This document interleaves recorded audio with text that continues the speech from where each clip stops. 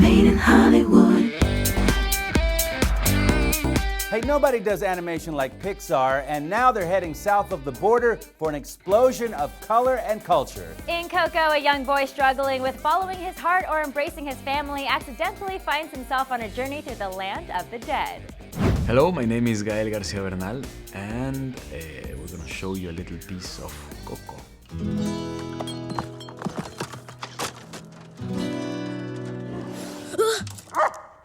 It's you. You're gonna get me in trouble, Dante. Someone could hear me. I wish someone wanted to hear me. Other than you. Okay. So giving a little bit of the story of the film, who exactly is Ernesto de la Cruz, and why can Miguel not be around his world? The essential story of Coco is about a young boy, Miguel, who has a dream and a passion to become very much like his idol, a famous musician. I know I'm not supposed to love music. No music! No music! But my great-grandma Coco's father was the greatest musician of all time.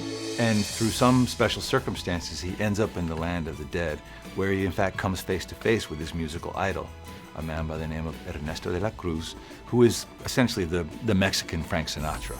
Great-great-grandfather? None of them understand me. I'm supposed to play music. All right, who's in there? I'm sorry. What's going on? I'm just dreaming.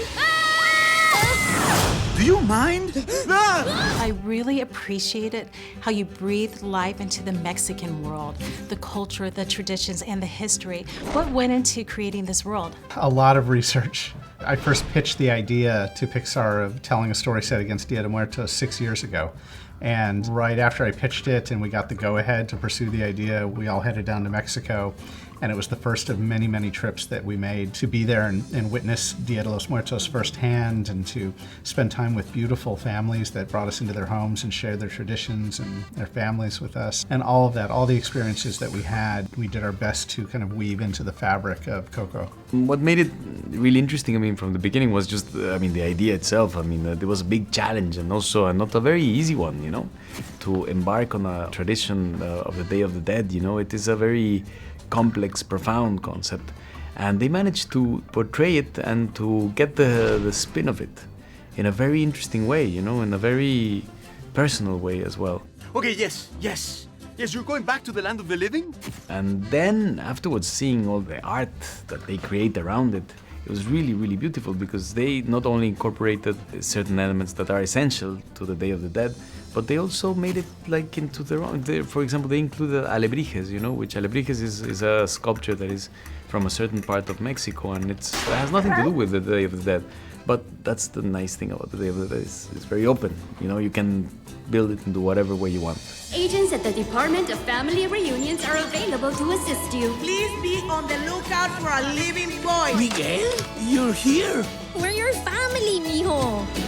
I think also that just being a part of this project and a part of this film, and I even know from me just watching it, it makes you think of your ancestors or your family. Is there anyone you thought about or who resonated with you while you did this film? Well, even the director said that.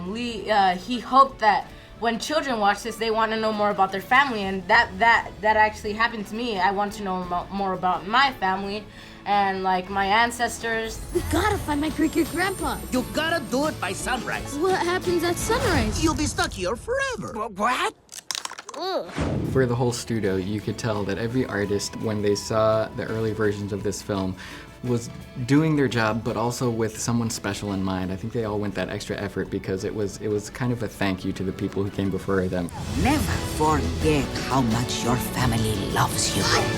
I'm actually really looking forward to my mother seeing the film. Everything I know about the importance of family, everything I know about what is most meaningful in life, a sense of compassion, empathy, thoughtfulness, and a care and a love for others, I learned from her.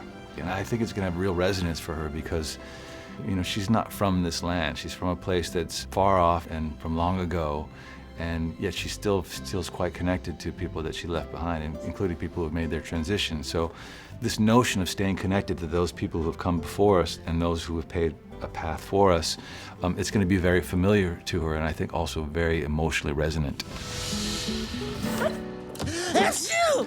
I am terribly allergic. But Dante doesn't have any hair. And I don't have a nose, and yet here we are. Achoo!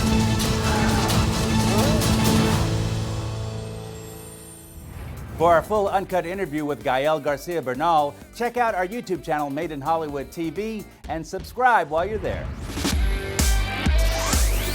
Made in Hollywood.